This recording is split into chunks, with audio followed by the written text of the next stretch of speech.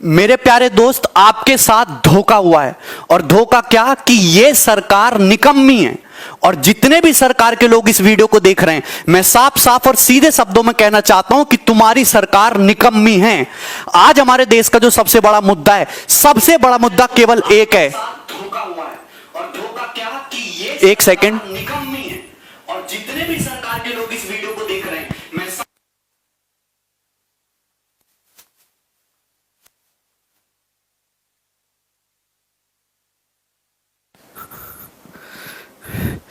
इस समय भारत में, आवाज आ रही है मेरी? इस समय भारत में 10 करोड़ से ज्यादा लोग किसी ना किसी तरीके की बेरोजगारी से जूझ रहे हैं। 2 करोड़ से ज्यादा लोगों की नौकरियां केवल और केवल इस कोरोना के टाइम में गई। 50 लाख से ज्यादा लोगों की नौकरियां केवल और केवल इस जुलाई के महीने में गई। अगर मैं कहूं कि चुनाव का नामांकन आज किया जाए, 2 साल बाद चुनाव कराया जाए, 1 साल बाद चुनाव का रिजल्ट आए और चुनाव में गड़बड़ी के कारण 3 साल कोर्ट में मुकदमा चलता रहे और उसके बाद कोर्ट उस चुनाव को निरस्त कर दे, तो सरकार में बैठे लोगों को और नेताओं को कैसा लगेगा? जो आपको फील होगा, सेम ऐसा फील इंडिया का हर एक स्टूडेंट कॉम्पिटिटिव एग्जाम की तैयारी करने वाला, चाहे वो रेलवे की तैयारी करता हो, चाहे एसएससी की तैयारी करता हो, चाहे आरआरबी की तैयारी करता हो, एनटीपीसी की तैयारी करता हो, डेली ये गम लेके जीता है। आज हमारे देश का जो सबसे बड़ा मुद्दा है वो केवल और केवल बेरोजगारी है। स्टूडेंट मुझसे पूछते हैं कि सर टीयर 3 2018 का रिजल्ट कब आएगा, डिस्क्रिप्टिव का रिजल्ट आएगा? मैं क्या बोलूं? मैं बोलता हूं 2 महीने बाद आ जाएगा भाई, 3 महीने बाद आ जाएगा। लेकिन अगर एसएससी से बात पूछोगे तो एसएससी जवाब देगी भैया 2-3 महीने तो बहुत कम टाइम है, कम से कम 4-5 साल का टाइम तो दे। 4-4 5-5 साल तक बच्चे अटके हुए हैं। मैं आपको डाटा दिखाता हूं। 2018 की सीजल की बात करते हैं। नोटिफिकेशन आया मई में 2018 में, मई 2018 में आया। बच्चे ने जनवरी 2018 से तैयारी शुरू किया होगा कम से भी कम। ऑनलाइन एग्जाम जो एप्लीकेशन है वो 5 मई से भरा गया। प्रीलिम का पेपर हो गया, मेंस का पेपर हो गया 11 सितंबर 2019 को। बहुत बढ़िया बात है, बच्चे खुश हैं। उसके बाद डिस्क्रिप्टिव का पेपर हो, महिमा सुनिए, 29 दिसंबर को। आज तक डिस्क्रिप्टिव के रिजल्ट का पता नहीं है। पूरा साल बीतने को तैयार हो गया। भगवान जाने कब सीपीटी टेस्ट होगा, कब डॉक्यूमेंट वेरिफिकेशन आएगा और कब ज्वाइनिंग होगी। एक नौकरी पाने के लिए 4-4 5-5 साल इंतजार करना पड़ रहा है। आपका एग्जाम का रिजल्ट तो बहुत जल्दी आ जाता है, आपके काम के मुद्दे तो 1 हफ्ते में निमट जाते हैं, और बच्चे यहां पे 4-4 5-5 साल तक एक नौकरी पाने के लिए जूझ रहे हैं। और वो आंदोलन करते तो पुलिस उन पे लट्ठे बरसाती है, उनको भगा देते वहां से। मैं एक और बात दिखाता हूं। आप देखिए railway exam NTPC group D का 1 मार्च 2019 को नोटिफिकेशन आता है। बंपर वैकेंसी आते हैं 90,000 से ज्यादा, लगभग 1 लाख वैकेंसी आती हैं। और ये भी पता है ये चुनावी लॉलीपॉप है कि चुनाव से पहले बच्चे दिखाएंगे, बच्चे खुश, अब तो रेलवे में नौकरी करेंगे, जिंदगी आसान से गुजरेगी। 2.5 करोड़ से ज्यादा फॉर्म उसमें जाते हैं। 500 रुपए फीस ले लेते हैं एक बच्चे से कि 500 रुपया हमको फीस दे दो और 100 रुपया केवल एग्जाम फीस है, 400 रुपया सब्सिडी की तरह आपके अकाउंट में वापस आ जाएगा। मतलब कुल मिला के अगर 2 साल से एग्जाम नहीं हो पाया, 550 से ज्यादा दिन गुजर चुके हैं, अभी तक वेंडर डिसाइड नहीं कर पाए कि कौन एग्जाम लेगा। अगर तुमको चुनाव के लिए फंड इकट्ठा करना था, चंदा मांग लेते, हर आदमी चंदा दे देता। इतना बड़ा धोखा इस गवर्नमेंट ने किया है ना हम लोगों के साथ, और मीडिया इसको दिखाने के लिए तैयार नहीं है। सुबह से शाम तक एक ही न्यूज दिखाते रहेंगे। 2 बातें 24 घंटे में सर्कुलेट करके वही बताते रहेंगे। एक इधर से बताएगा, एक ऊपर से बताएगा, एक नीचे से बताएगा। बोलना कुछ है नहीं इन लोगों को, ठीक है? देखो ये मैं तुम्हें वैकेंसी का ट्रेंड दिखाता हूं हमारी गवर्नमेंट आने के बाद। आपको दिखाई दे रहा है साफ साफ। एसएससी सीजीएल 2012 में 16,000 वैकेंसी। आप देखिए गिरावट किस तरीके से होती है।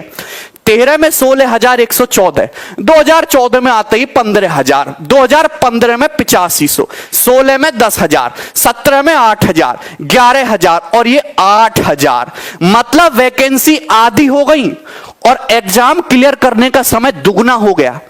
आईबीपीएस पीओ की वैकेंसी देखो 2013 से लेकर 2020 तक, अरे 21,000 वैकेंसी से 1,200 वैकेंसी तक गिर गए तुम। और लोग कहते हैं वाह मोदी जी वाह। हम नौकरी की बात करते हैं तो कुछ लोग कहते हैं, गवर्नमेंट के सपोर्टर कहते हैं, इस साला नौकरी मांग रहा है, ये एंटी नेशनल है, अर्बन नक्सल, इससे हिंदू खतरे में, इसको जेल में डालो। भैया हम नौकरी मांग रहे, जो भी मुद्दे हैं आप करते रहो साइड बाय साइड, हम एंटी नेशनल नहीं है। राजद्रोह और देशद्रोह में बहुत फर्क होता है मेरे भाई। हमको नौकरी चाहिए। एक जो बेरोजगार युवा होता है उसकी बहुत छोटी सी दुनिया होती है, वो लाख करोड़, 2 लाख करोड़, 3 लाख करोड़ के फंडे में नहीं घुसता। 35,000 40,000 रुपए उसके महीने की तनख्वाह आनी चाहिए, उसके घर में रोटी बननी चाहिए शाम से, है ना, आराम से। उसके पास इतने ही सपने होते हैं। इस सपनों को उससे छीनने की कोशिश मत करो भाई। और गवर्नमेंट ने ये अभी लॉलीपॉप दे दिया आपको सीटी का, कितनी भी अच्छी योजना सही, इसका कोई फायदा नहीं है। हमें सीटी नहीं चाहिए, हमें एक ऐसा कमीशन चाहिए जिससे एग्जाम जल्दी हो, 1 से 1.5 साल में सारी प्रक्रिया खत्म करके हमारे हाथ में नौकरी और तनख्वाह दे। हमें ऐसा कमीशन चाहिए। सीटी से बढ़िया यह होता कि जिन बच्चों का सीएचएसएल का पेपर अटका हुआ है, एनटीपीसी आरआरबी अटका हुआ है, एमटीएस लटका हुआ है, सीजीएल मेंस नहीं हो रहा टाइम से, आने वाले पेपरों का कुछ आता पता नहीं है, कि इन रुके हुए पेपर को जल्दी करा के बच्चों की ज्वाइनिंग दे। आपके पास पैसा नहीं है देने के लिए, तनख्वाह देने के लिए पैसा नहीं, तो साफ साफ बोल दो कि हम तो भिखमंगे, हमारे पास कुछ नहीं है तुम्हें देने के लिए। आप गवर्नमेंट जॉब खत्म कर दो, आप गवर्नमेंट जॉब खत्म कर दो, बाकी 2024 के चुनाव में हम लोग देख लेंगे, हम अपने हिसाब से देख लेंगे तुम्हें। फिर आप कुछ बोलते नहीं हो, सीधा सीधा सब छुपाए चले जा रहे हो। देखिए, ये हर एक स्टूडेंट की लड़ाई है और आपको खुद ही लड़नी पड़ेगी। तो ये एक हैशटैग है ट्विटर पे, देखो, हम भगत सिंह के जमाने से तो है नहीं कि हम सड़कों पे आके विद्रोह करेंगे, क्योंकि सड़कों पे आके विद्रोह करेंगे तो कूटे हम ही जाएंगे, हम लोग एंटी नेशनल, और हम लोगों के ऊपर उल्टे सीधे चार्ज लगेंगे। तो हम सोशल मीडिया में बहुत प्यार से और बहुत तमीज से अपनी बात रखेंगे। 1 सितंबर को 11 बजे से हम एक हैशटैग ट्रेंड करेंगे, hashtag SSC declare CGL result. जितने भी स्टूडेंट हैं, सारे के सारे स्टूडेंट, अगर 1 लाख ट्वीट होगा ना, पढ़े 15 दिन तक ट्रेंड करेगा। और आप फेसबुक पे, सोशल मीडिया पे आप मेल करो एसएससी को, आप जो भी ऑर्गेनाइजेशन है आप उसको मेल करो, अपने फेसबुक पे शेयर करो, इंस्टाग्राम पे, ट्विटर हैंडल पे, तब जाके कुछ होगा। वरना ये चीजें ऐसी चलती रहेंगी, ये नई नई चीजें आती रहेंगी और बस एग्जाम के टाइम को टाला जाएगा। ठीक है भाई, बस एग्जाम के टाइम को टाला जाएगा और ऐसी कहानी चलती रहेगी आगे तक। ये साल के साल ऐसे ही निकलते जाएंगे और बेरोजगारी का लेवल बढ़ता जाएगा। 10 करोड़ से ज्यादा बेरोजगार हमारे देश में। बहुत सारे लोग आर्ग्यू करते हैं, पॉपुलेशन भी तो बढ़ रहा है, कितना नौकरी देगा सरकार। भाई पॉपुलेशन बुड्ढों का थोड़ा ना बढ़ रहा है, पॉपुलेशन बढ़ रहा है जवान लोगों का। हमारे पास पॉपुलेशन नहीं, हमारे पास रिसोर्सेज बढ़ रहे। पहले घर में 1 आदमी कमाने वाला था, आज घर में 5 आदमी जवान कमाने वाले हैं, लेकिन वो पांचों के पांचों घर में बैठे खाली। अगर वो आदमी, अगर एक आदमी 50-50 हजार रुपया कमा के लाएगा तो 2.5 लाख रुपया महीने घर में आएगा। आप कहते हो आत्मनिर्भर बनो, आपने छोटे मोटे बेरोजगारों के सारे धंधे खत्म करवा दिए, उल्टी सीधी पॉलिसी ला के। कैसे आत्मनिर्भर बनेंगे? तुम लोग हम पे निर्भर हो, सरकार हम पे निर्भर है और हम आत्मनिर्भर बन जाएं। प्राइवेट नौकरी का पता नहीं, सरकारी नौकरी को तुम खाएगे, 5-5 साल में क्लियर हो रही, अरे 5 साल में भी क्लियर नहीं हो रहा। इस तरीके का हाल देख लो।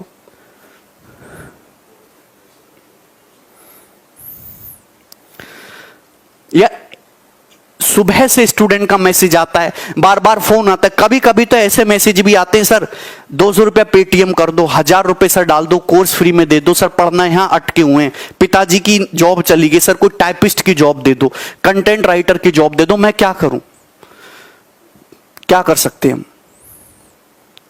मेरी आप लोगों से हाथ जोड़ के एक ही विनती कि जितने भी लोग इस वीडियो को देख रहे हैं, जितने भी स्टूडेंट हैं, डेली के डेली ट्विटर पे ट्रेंड कराओ hashtag SSC CGL declare result. और इसके साथ साथ बॉयकॉट मीडिया, बॉयकॉट गवर्नमेंट। आप जो भी आपके मुद्दे, उन मुद्दों को शांतिपूर्वक देश के सामने रखो, तभी आपकी बात सुनी जाएगी। घर में बैठे बैठे तुम्हारी बात कोई नहीं सुनना जाएगा। सरकार को केवल अपने वोट बैंक खोने का डर है, उसके अलावा सरकार को और कोई डर नहीं है। तो उनको वो डर दिखाओ कि अगर ये बहाली नहीं हुई तो 10 करोड़ वोट अगले चुनाव में गए तुम्हारे सड़क पे ले आएंगे, तब तो लोग सुनेंगे, अदरवाइज तुम्हारे मुद्दों को कोई सुनने वाला नहीं है। ये आज का कड़वा सच है। और मीडिया, हमारी मीडिया के तो मैं तुम्हें किस्सा बताता हूं। हमारी मम्मी गांव में रहती हैं, तो गांव में सीडी डीवीडी पे फिल्में देखते थे, न्यूज चैनल टीवी डिश नहीं लगा हुआ था।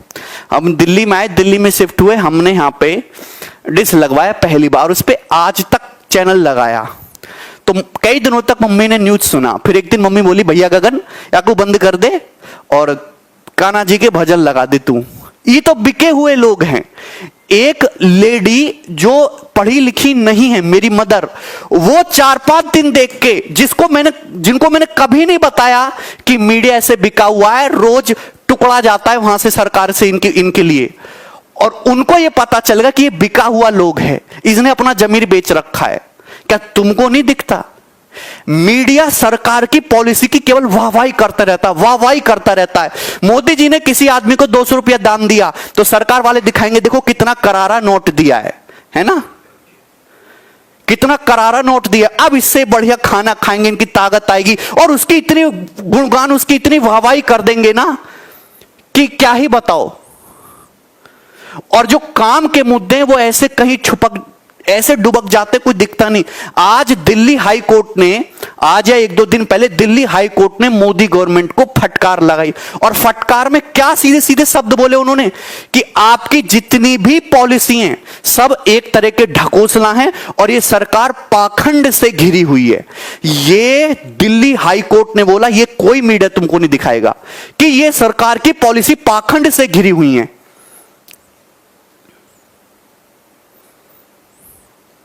मैं क्या बोल सकता हूं?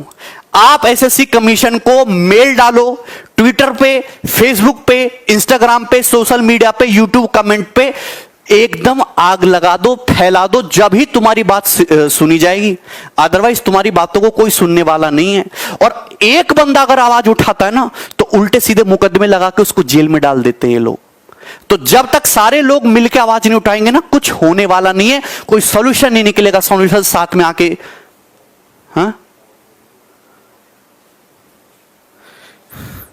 क्या बोलूं मैं? बोलने के लिए मेरे पास अपने देश की स्थिति पे कभी कभी रोना आता है कि हमारा देश कौन से गड्ढे में जाता जा रहा है, दिन पे दिन गड्ढे में घुसता जा रहा है, और मीडिया उस पर बोलने को तैयार नहीं है। तुम हैं, कोरोना तो सभी के साथ हुआ है और दूसरे देशों में भी आर्थिक स्थिति खराब हुई है, पर वो तो भर जाएंगे। लेकिन इतना मुझे विश्वास है कि हमारी गवर्नमेंट हमको कोरोना से नहीं उभार पाएगी कभी भी। 2,35,000 करोड़ का तो लोन लेने वाले हैं राज्य, जिससे कि जो लोग ऑलरेडी सरकारी नौकरी में हैं, जो काम चलने सरकारी, वो चलते रहें स्मूथली। चलते हुए काम को कंटिन्यूअस रखने के लिए इतना बड़ा लोन लेना पड़ रहा है। और तुम ये बताओ कि सरकार इतनी बेकार हो चुकी है कि वो कैसे नए लोगों को रिक्रूट करेगी और कैसे उन पे इन्वेस्ट करेगी, कैसे उनको ट्रेनिंग करा के उनको काबिल बना के तब तनख्वाह देगी। उसमें तो सरकार का इन्वेस्टमेंट जाएगा। आप जेईई नीट का पेपर तो बड़ा अच्छा करा ले रहे हो हैं, क्योंकि उससे गवर्नमेंट को प्रॉफिट होता है। जिनमें सरकार को पैसा देना पड़ रहा है, नौकरी देना पड़ रही है, वो 3-3, 4-4, 5-5 साल तक अटके पड़े। 3 साल तो मिनिमम टाइम है। 7-8, 8-8 साल से लोगों की नौकरियां अटकी पड़ी हैं। सीटीई ये लागू होने से पहले जितनी भी भारत में भर्तियां रुकी हुई हैं वो सुलटा दो, उसके बाद सीटी लाओ धड़ल्ले से। या तो उम्मीद दो मत, और उम्मीद दो तो भैया उस पे खरा उतरने का एक बार मौका भी दो। या तो उम्मीद दो मत, उम्मीद नहीं दोगे तो अगले चुनाव में हम तुम्हें देख लेंगे। ठीक है, तो इस वीडियो को ज्यादा से ज्यादा शेयर करो, ट्विटर पे शेयर करो, केवल और केवल ट्विटर पे हर किसी को इसमें टैग करो, और भैरी सरकार के कानों में ना बम फोड़ो, तब जाके उनको सुनाई देगा। तुम्हारी बातों को कोई नहीं सुनने वाला, कोई अहमियत नहीं है। अरे डिस्कशन भी नहीं होता तुम्हारा, मन की बातों में बेरोजगारी का डिस्कशन भी नहीं हुआ, मुद्दे ही अलग हैं। बोला था कि हर साल 2 करोड़ नौकरियां आएंगी, हर साल 2 करोड़ से ज्यादा नौकरियां गई हैं, आई नहीं है। चाहे वो प्राइवेट प्लस गवर्नमेंट मिला के बात कर रहा हूं, डाटा है ये। किसान हमारा परेशान है, छोटा जो बिजनेसमैन है, जो छोटा व्यापारी है वो परेशान है, स्टूडेंट परेशान है, टीचर परेशान है, सब परेशान है। मौज में बड़े बड़े बिजनेसमैन, बड़े बड़े लोग, अडानी अंबानी जैसे, वो मौज ले रहे हैं, नेता सांसद मौज ले रहे हैं। ले जाओ, ले जाओ। अभी यमराज जब तुमको पकौड़े तलेगा ना तुम्हारे नरक में, जब तुम्हें पता चलेगा, देखना बढ़िया कढ़ाई बनवाई होगी तुमको तलने के लिए। इस वीडियो को मैं यही छोड़ रहा हूं।